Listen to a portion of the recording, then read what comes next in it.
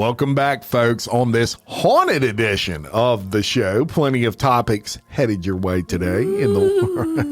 Thank you for those sound effects, Kelly. We're preparing for DTL, but you will get much better sound effects with DTL. Woo! All right, we got some topics headed your way today in the world of crime. Let's get into just a few of those topics that we'll be covering.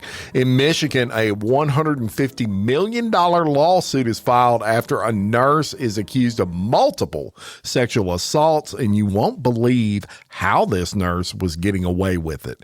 In West Virginia, a Little Caesars employee shoots a man through the drive-through window. And why he did it may surprise some of you. A man is arrested in Indiana after groping females in a haunted house attraction. Yeah, in the dark, and they're, have someone filling them up. So we're going to cover all about that. Kelly is going to tell you, well, she's going to talk monkeys today as she brings you a story of escaped monkeys in Mississippi. She's very excited about this and has been for several days. So we're going to cover that story, all these topics and more today on Crime Wire Weekly. I am Jim Chapman. And I'm Kelly Jennings. And Kelly, before we get into the topics, just a couple of things. First, I was listening to another podcast.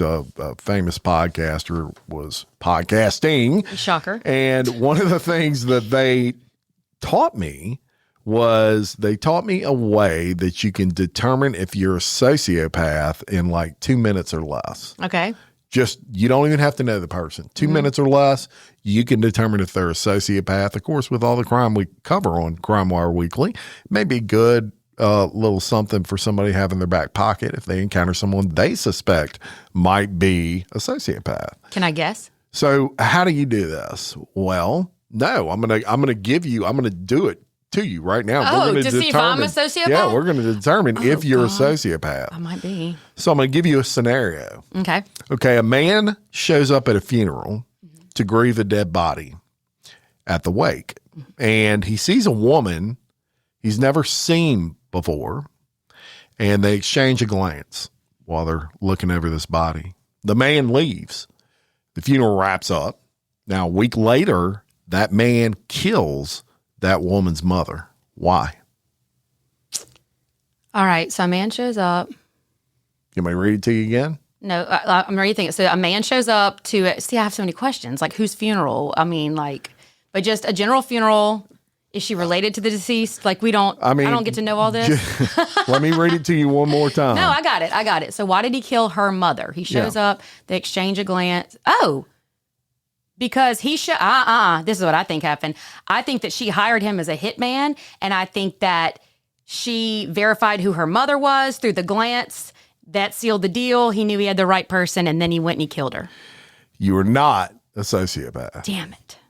You want to know what the answer a sociopath would give is? What? So any of you out there, if you're playing along with us and you said this answer, you are in fact a sociopath according to psychologists. Okay. Because he wanted to see her again. Oh, damn. It's deep, ain't it? Oh, my God. Yes. Wait, he wanted to see who again? He wanted to see the girl again. Oh, okay. And he knew that because he didn't know her name, where she lived, who she was, if I kill her mother, she will go to the funeral and I'll be able to see her again and get that information. Oh, I don't like that at all. I don't like that at all. But there's people that would answer it that way. Well, he probably wanted to see her again. The first thing they would go to is he killed the mother so he could see her again and, they could go out or whatever. Huh. Pretty wild, isn't it? Yeah, I'm really going to think about that for the rest of the day. So give your husbands, your wives, everybody give them this test. And if they say because he wanted to see her again, you may be dating a sociopath. You might want to run. Yeah. Wow, that's crazy. Interesting, isn't it? Yeah. All right, so I knew y'all would enjoy that. And quickly, look, we're only like 3 days out from the dropping of DTL on Unspeakable, a true crime podcast by Kelly Jennings. We've been promoting this for the last several weeks. Excited, Kelly? I'm really excited to see your. I feel stupid saying your artwork, but like to see what you've really invested a whole lot of time in and heart and soul, and then people are finally going to get to see the finished product of it. Really, really neat. Yeah, it is, and none of us could be happier with the way that it turned out. Yeah. So that's all we'll say about it.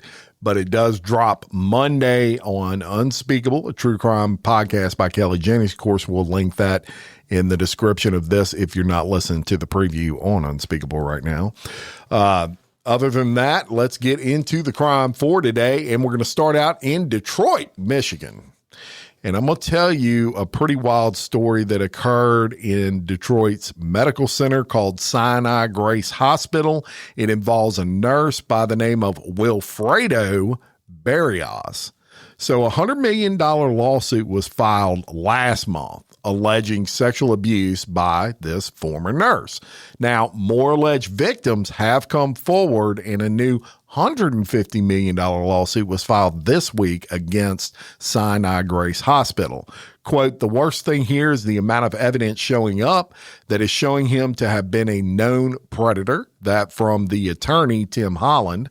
During a press conference on Tuesday, Holland said that the alleged sexual assault cases involving Barrios continued to climb.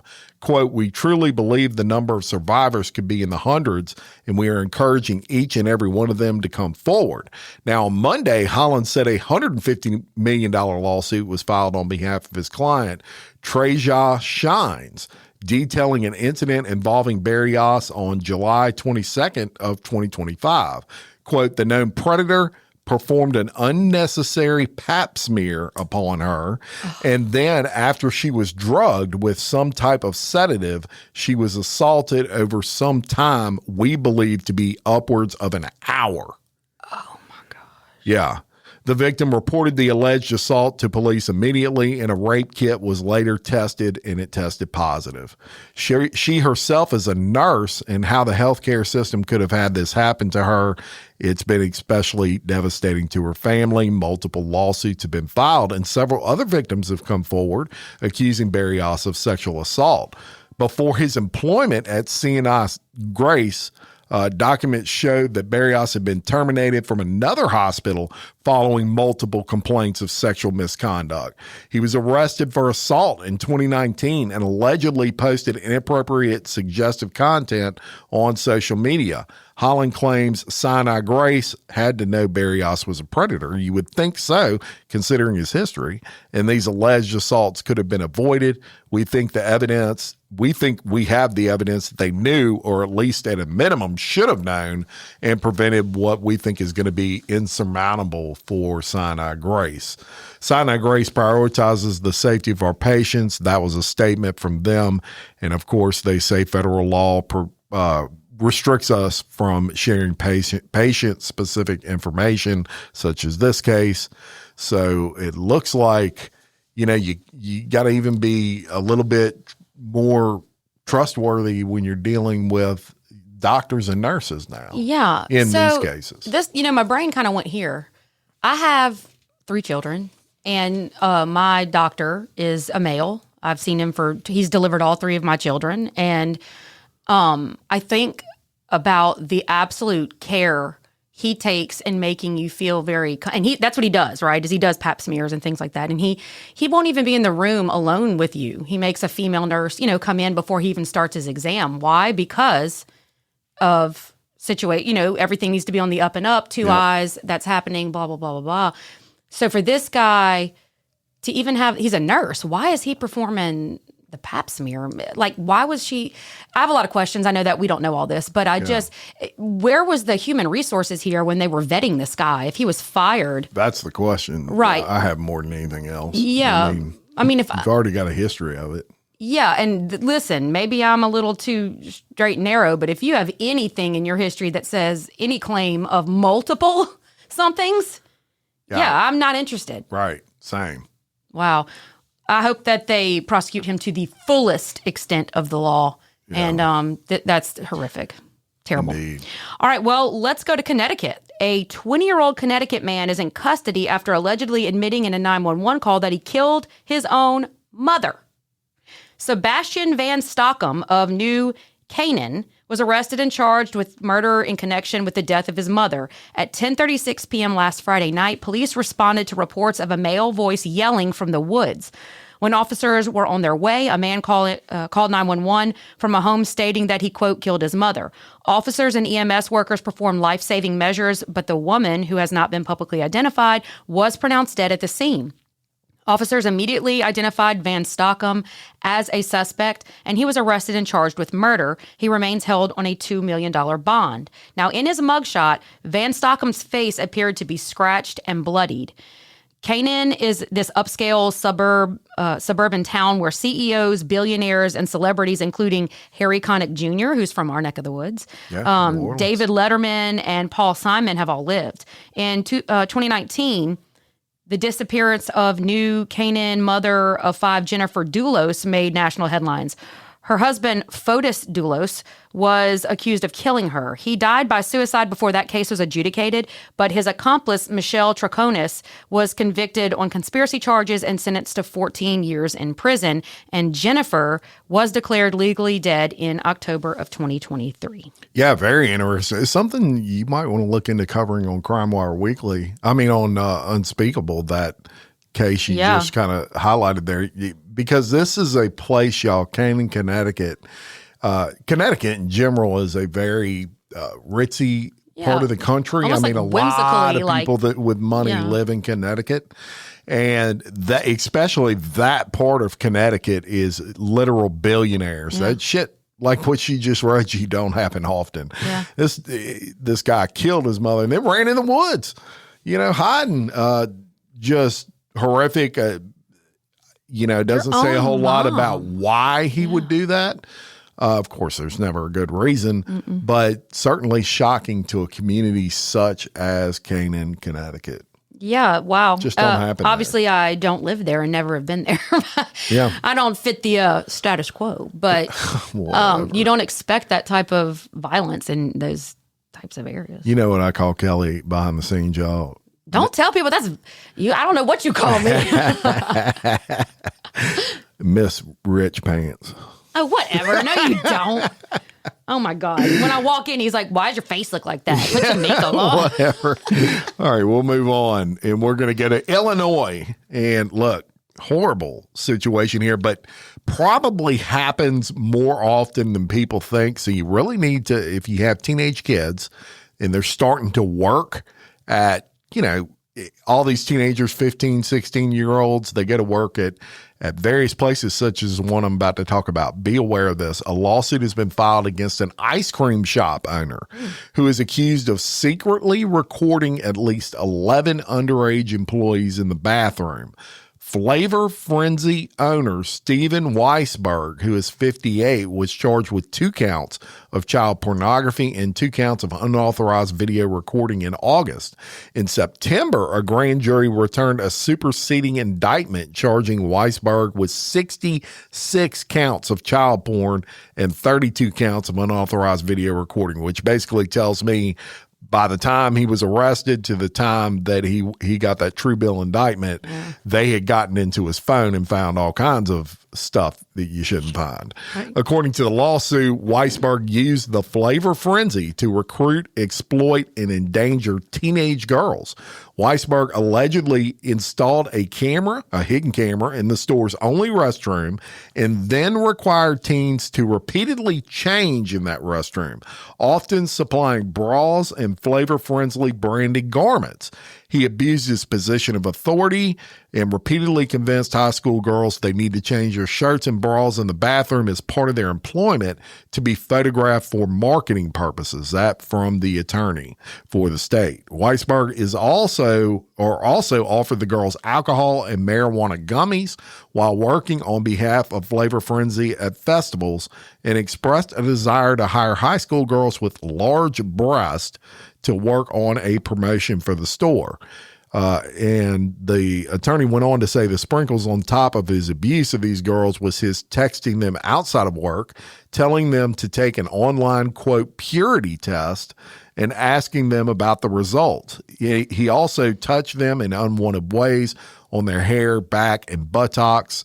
Weisberg is also accused of withholding paychecks and paying employees less than minimum wage. He is currently in police custody. Yeah, he's a piece of shit. Total. And look, as we continue to advance with technology, these hidden cameras are getting smaller and smaller, and they're like pinhole cameras now. And, they're designed to look like an air freshener or something in a bathroom. And you almost can't tell unless you're specifically looking for these things, what they are. So you need to be real cognizant. Pay attention to your surroundings. But the other thing that comes to mind here is the business. I think this is way more convoluted than even that says, because the business of choice that he opened is one that inherently would invite younger people. Right. Ice cream shop. Yeah. He didn't open a frickin' Hooters where he could have big-breasted people working. He opened an ice cream shop, and this, you cannot convince me otherwise that was not part of the plan here. Yeah. That he wanted something that would do this. And then those young girls, they don't oftentimes pick up in the moment on what's happening. I'm not saying kids that wouldn't know, if you told her to put on a go crop change top or into something. the bathroom. Yeah. You're like, oh, okay, well, it's for marketing. And if a girl the sick part here too is I know teenage girls, and maybe they want to feel attractive, they want to feel pretty. And so they're like, ooh, I get to, really show off or whatever and look good in these photos, when the reality is you're actually posing for a predator, and it has nothing to do with marketing. It has everything to do with him. Correct. And telling them to go specifically in the bathroom to change. They weren't coming to work like this. That was something that he was very insistent of, it seems. Yeah, and this is these girls' first job. Many of them. And so they don't know how it works. I mean, they don't. They're going to assume that's normal at every job to go change in the bathroom. I remember one time too, and just to add to that point though, that I owned a business years ago, and I had young teenage girls, that worked for me. And I'll never forget, to show you sometimes we give teenage girls more credit than we should. And this is just an example, but I went to go pick up all the cash drop for the day, and the teenage girl looked at me and she goes, I just don't think it's fair. You get to take all the money every day. And I turned around and I looked at her. I said, what? And she goes, why do you get to take all of the money? And I just blinked and looked at her. I said, baby, it's my business. Like I take the money to pay the bills and she goes, well, why do you get all of it? And I just was stunned literally by the comment. And I thought, wow, you're beautiful. Good thing, but my point being that sometimes we just assume that they are more in tune with what's happening around them than it is. That's right. So, all right, let's roll over to Indiana. And this one right here, this will make you mad too. We got a lot of sex offenses happening, it seems like, which is sick. A lot went down this week. So it wasn't the evil clowns or the zombies scaring some workers and patrons at the haunting at the Hannah House Saturday night on the south side. Man, our sound effects are on point this week. At this haunted house on the south side of Indianapolis. Officers responded to the haunting attraction around 7:30 p.m. this past Saturday after getting a call stating that a man was groping patrons at the haunted house. According to court documents, 51-year-old Daniel Norman of Indianapolis went around groping women's breasts, including a woman who was working there. Another woman claimed Norman tried touching her private parts. Right. It's so sad that an individual can ruin a good time like that, said Allie Shepard, a longtime volunteer at the haunted house. Shepard said that they have head monsters on the trail, making sure everyone's hands stay to themselves. If someone reaches out and touches someone, we immediately do a security check. That's our protocol, and we see if it was just a reaction, like someone got scared and accidentally touched someone, or if it's more serious in nature. Then our security acts accordingly. Shepard said it was actually one of the Hannah House security guards who detained the man until police got there, and she said the security staff is made up of trained professionals. These are former officers, former medical personnel that we use for our security team. We vet everyone. If they have a feeling a group may be up to some ghoulish behavior, the people at the ticket booth gives security a heads up before they even get back there. That's good. That's good stuff there. Yeah. We also have a code word. If we think someone might cause trouble, then we'll have security follow that group through just to make sure everyone is safe and sound throughout. If organizers think someone has had too much to drink, they won't let them in and will ask them to leave. Prosecutors charged Norman with 2 counts of battery and 1 count of battery on a person less than 14 years old. Yeah, and many of us, I'm sure many listeners out there have been to these haunted house these days have really ramped up. It used to be you went through like a barn, or you got on a haunted hayride. Remember those? Now they've got like multi-million-dollar productions. They have one in Baton Rouge near us. What is the name of it, Kelly? Do you remember? Oh, the 13th Gate. The 13th Gate. Yeah. This is probably a $5 million production. Yeah, it's real deal if you've gone through it. It's real deal. You will think you're in the middle of everything going on. They have another one called Rise, I think, that is might be Hammond area. Is it? I thought it was New Orleans. Is that the one New Orleans where like you have to sign a waiver and all that to go through? I think that's just more to scare you. I mean, you do have to sign a waiver, but I mean, it's part of the joke. But as regardless of that, go. when you go to these big haunted houses, attractions like that, you go through a lot of rooms where it's pitch black. Right. And so if you're a female and you're going through a room and all of a sudden you feel two hands on your breast, you have no idea who's putting their hands there. A lot of times it's a group of many, many, many people, and you're against each other like sardines. So what I would like to give a little shout out to the people that would consider doing something like that. Yeah. You need to know this. They have night vision cameras in those rooms. So the second that you think I'm going to get a free fill up of Jim Chapman and you grab my crotch or something, I'm just saying it can happen. Dudes get grabbed too. They do. Guess what? When we leave there, I'm going to say somebody grabbed my ding ding and I want to know who it was. Wait a minute. Your ding ding? Yeah. My ding ding. Is that the formal? My pig in the blanket. I don't know what you call it. Your meat and two veg? Yeah. I don't want to say Ding, the crude word here, but somebody grabbed that sucker, and I want to know who it was. And they've got night vision cameras, and I will see who grabbed it. Yeah, when these things happen too, and I have a personal experience with that. I don't know if I've mentioned it on the show or not, but I went out to an event one time in Baton Rouge.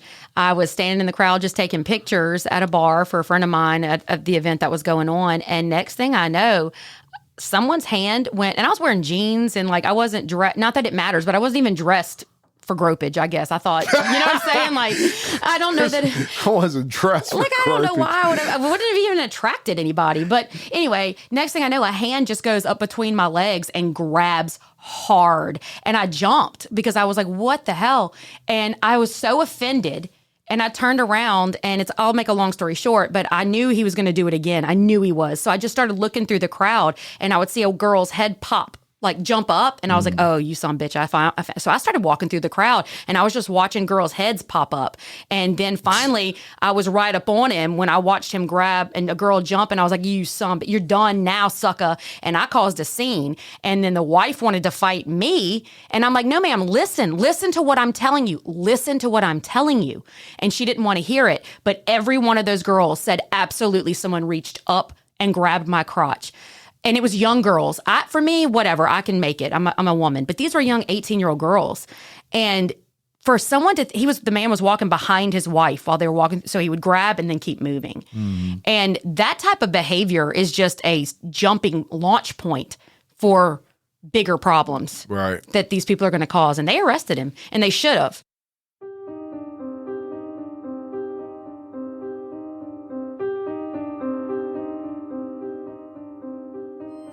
In the sultry heat of Louisiana, where the bayous whisper secrets and the air hangs heavy with the scent of magnolias, a darkness lurked beneath the surface.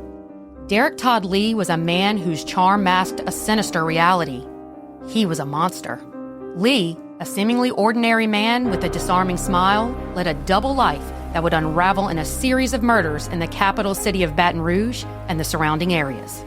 As the first reports of disappearances and murders began to surface, South Louisiana was thrust into a nightmare, igniting a frantic search for answers. The true horror was just beginning, and the hunt for a serial killer, eventually known by just 3 letters, would reveal not only the depths of Derek Todd Lee's depravity, but also the resilience of those most affected by his evil acts, the families and the survivors. This is DTL.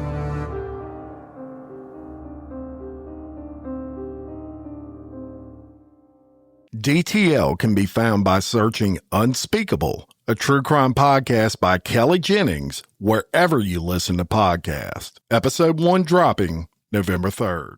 Let's move on to, we're going to go to Texas. And a 13-year-old girl in Texas has bit a man to escape after he grabbed her from behind in a suspected kidnapping plot. Get it, girl. On Monday, October 27th at approximately 6:58 p.m. local time, Galveston police officers responded to the city's Central Middle School after receiving calls from the school reporting that a student had been approached and grabbed by an unknown man on her way there. The teenager told police she had been walking to school from her family East End apartment when she heard footsteps approaching her from behind. Police said the student reported that a man grabbed her from behind after a brief struggle during which the young victim bit the assailant twice. She managed to break free and ran directly to Central Middle School. The victim did not sustain any physical injuries during the incident, and teachers at the school, they contacted police after hearing the student's account. Police said that an alert to local medical facilities had been issued to notify them if anyone sought treatment for bite-related injuries. That was smart. Mm-hmm. That was the first thing that came to my mind was check those hospitals. Yeah. The student's parents went to their daughter's school and accompanied officers back to their apartment, and they kind of retraced the student's steps to identify exactly where the incident occurred. Officers then came across security video footage from a business in the area showing the student walking through that area before she was followed shortly thereafter by a man taking the same path, and police said the suspect appears to be a white or Hispanic male wearing a black short-sleeved shirt, blue jeans, and what appeared to be a ski mask. Police are asking for the public to identify the suspect and have urged anyone with information to come forward. And we'll post the picture on the Facebook page because we want to catch this guy too. This looks like, if it's a ski mask, it looks like he's got it on his head, but he's got it rolled up again, yeah, like a like beanie. A skull cap. Yeah, like a skull cap. Mm-hmm. So he was out there praying then because he knew he would pull that down if it came to it. But yeah, wow. And unfortunately, not the clearest of pictures. They never are. I know. Y'all, we can. It's 2025. Get clear cameras. I mean, these things are pixelated as all get out, but you can kind of make out. What a little warrior, something. Though. Shout, that little girl, you saved your own life, and we need to. I am a huge proponent. We need to teach our girls that they don't have to be nice. And use those teeth. Bite. Look, and the human mouth is nasty. That's how they caught a killer. I can't remember where it was, but the guy showed up a week or two after he had attacked a woman. It's because his arm was so festered up and infected because the human mouth is dirty, and that's how they were able to get him. Jennings, mine is clean as a whistle. All right, now we're going to go to an upscale restaurant. Okay, this one's wild. So Jace Hansen, a former restaurant worker in the kitchen of the upscale Hereford House Steakhouse in Leawood, Kansas, was sentenced to more than 11 years in prison after filming himself contaminating restaurant food with his bodily fluids. The videos, which surfaced on a social media site under the username Vandalizer, was reported to the FBI by a tipster, and the FBI then passed the information to Leawood police. The clips allegedly show Hansen urinating on food, spitting into containers, stomping on food items, and rubbing them on his body before they were served to the customers. Hansen was arrested after the FBI forwarded its findings to local authorities. A Leawood police detective said, along with footage from the contamination, detectives recovered child sexual abuse material on Hansen's devices. It was the most brutal and violent child sexual abuse material that I have ever seen, Bond said in court, adding that he had to take breaks while reviewing the files because of how horrific the footage was. Last week, a Johnson County judge sentenced Hansen to 11 years and 4 months in prison, the maximum allowed under Kansas law. The fallout for the Hereford House was immediate. Co-owner Camilla Hill testified that sales plunged the minute it hit the press, saying the scandal basically destroyed the business. The restaurant closed its Leawood location, citing financial strains caused by recent events. At least 13 civil lawsuits had been filed against the restaurant, and Leawood police fielded nearly 400 food poisoning complaints and conducted about 130 interviews, a volume that briefly crashed the department's records system. Man, and every time I hear about those type of crimes, it makes me, because you never know what somebody's doing to your food somewhere. No, you don't. And fast food, beyond. And I'm sure 99.9% of the time, nothing. They're not doing anything. No. But you can have jackasses like this taking a piss on your food. I know. Well, I'm weird about potlucks, and I know I'm that's weird. And you're supposed to, when everyone brings their food, bro. If I hadn't been to your house and seen it's like I'm not eating your food, I'm so serious. But you go to McDonald's and eat that. You damn right. They frying that. They killing anything. They killing it. Well, that's that's true. And I'm playing Monopoly. I need to pull my little things off, bro. I'm gonna win the millions. There you go. That's sick though. And if he had any type of disease or anything, this could actually be much worse than you really think about. He could be spreading disease. Yeah. Yeah. Well, and it's just totally nasty. I mean, to go to those lengths. But there are situations I've heard where disgruntled employees will spit in people's food. So be nice to your waiter or waitress. Right. Because they will spit, they will hock a loogie. Hey, if it's chewy. Oh, that's so disgusting. God dang. You said it. You got to go to the 10th floor, boy. Hey, sometimes you just got to go there. All right, let's go to Florida and change that subject. Okay. And we're going to talk about some nudity complaints that deputies have arrested in St. Lucie. Is it Lucie? Lucie? My uncle. St. Lucie County, Florida? Uncle-in-law lives there. Well, there you go. Shout out to Uncle-in-law. Hey, Tom.